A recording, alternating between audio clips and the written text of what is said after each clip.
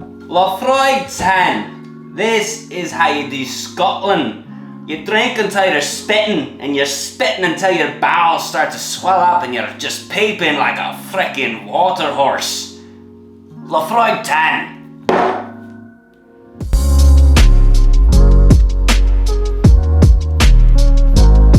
Welcome back to Tipsy Whiskey Shenanigans. I'm Steven. I'm Alec. And today we give you guys a nice little review of Laphroaig 10.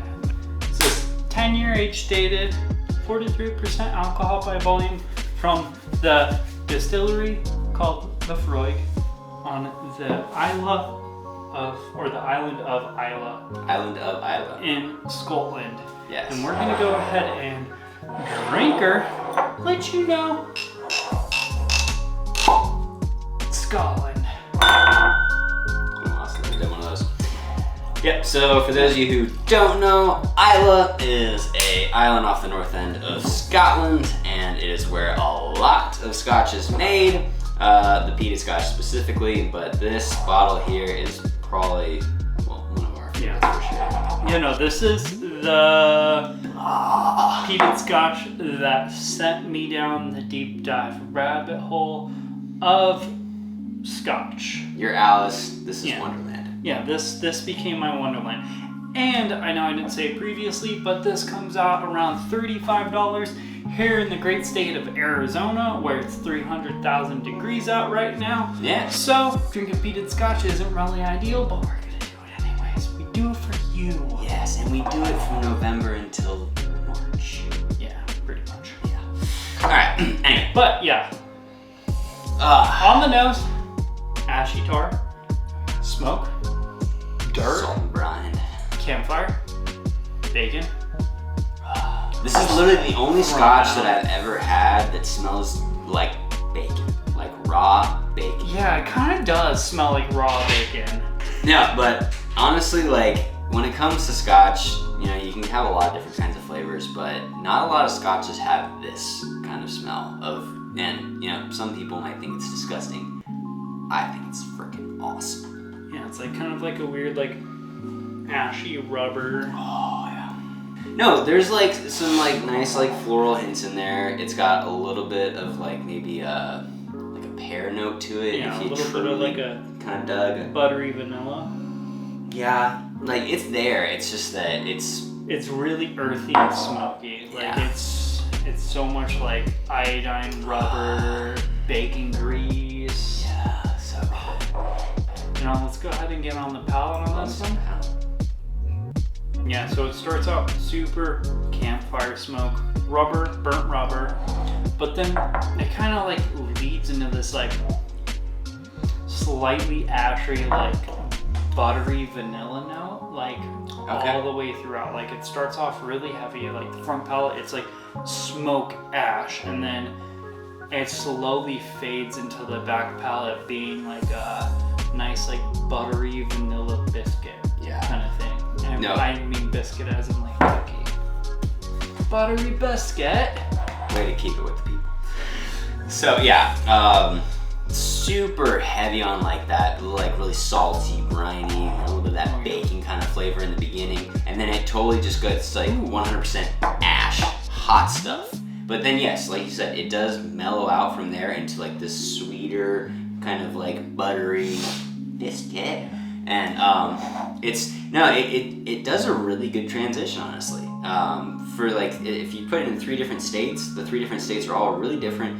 The finish itself has the flavor you want, but it doesn't drop off immediately either, you know?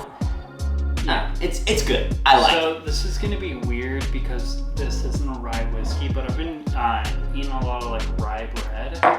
About mid-palate of my last sip, I got a nice bit of like kind of like a rye bread funk, because rye bread has this weird funk that I really like, but like it's kind of funky, and like I got like this weird rye bready, like it's mostly bready, but it kind of the best.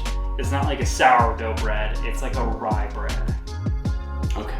Yeah, which doesn't make much sense because it's not rye, but yeah. Sorry, I drank too much. And it happened about mid-palate.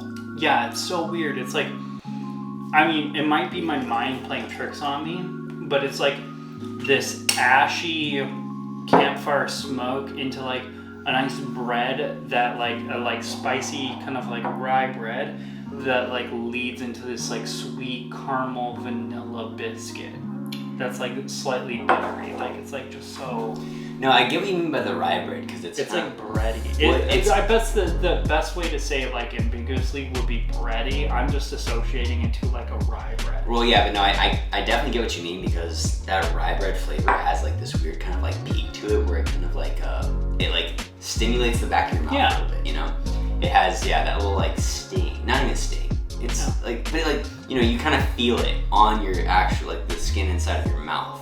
And it's a different kind of feeling, so it's cool. Yeah, very cool. Overall, I would say moderate finish. I think that peat smoke gives it a little bit more than it theoretically should have, because typically, like something this low proof is gonna die off pretty quick, and it dies off kind of quick, like that sweet buttery note dies off.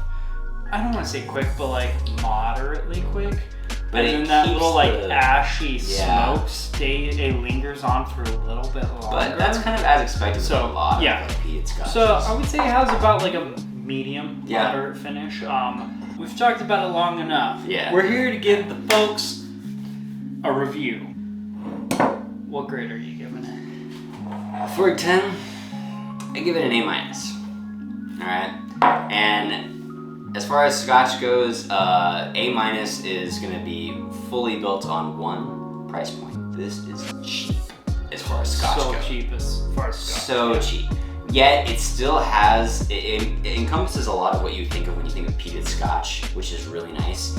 But it's also not your like super like dark fruity yet smoky yet, you know, like this whole crazy mix of things. This is just your peated scotch that you're getting because you want peated scotch. And honestly, I think it does a fantastic job of bringing that to the table for $35 for a moderate finish, as we said, and for a flavor profile that you may love or hate. Obviously, if you hate it, you're probably gonna give this a solid C or D. But as a lover, A-. Yeah, I'm gonna give it, I'm gonna go a little bit up, and I'm gonna give it a solid just A. Not the greatest peated scotch I've ever had in my life by any means, but it is a really nice intro to fully peated, not like the whole like blends, like we mix a small percentage of smoke, it's a weird ting in the back end. This is peated, and I think it's a nice cheap intro because scotch $35, that's pretty much intro level to scotch. So I think for one of their main standing offerings being in the $35 range, like their next competitor, like their next heaviest competitor in my mind is Ardbeg, and Ardbeg 10 is like $60. So it's nearly double the price. I think this bottle, because this is a staple of peated whiskey, I think this belongs on your shelf, and I think it deserves an A overall. Okay. If there was ever any bottle to say like, let's just go up, I want to try a peated scotch, like obviously I would say just go try it at a bar. You can get like a pour for this for like probably like $10 at like a bougie bar. Yeah. You'd have to kind of find a bougie bar to get this hat, but yes. Probably, or like a whiskey bar in a hole, but like it's cheap, readily available, and it's a nice intro to peated scotch. Like, I don't think there's anything wrong, especially a section where like the barrier of entry is so high. I think it's nice to see something at like a sub $40 point. Yeah, so Tipsy Whiskey Shenanigans, we're gonna downgrade it to an A- as a whole. Okay. I give it an A, Ali gives it an A-. So just to kind of keep everything copacetic, we're gonna go with an A- as a whole. A- Laphroaig 10. But that's gonna be a wrap for this video. Please let us know in the comments what you guys think about Laphroaig 10 personally. If you thought we graded it unfairly, please let us know. Do us a favor, like, comment, subscribe.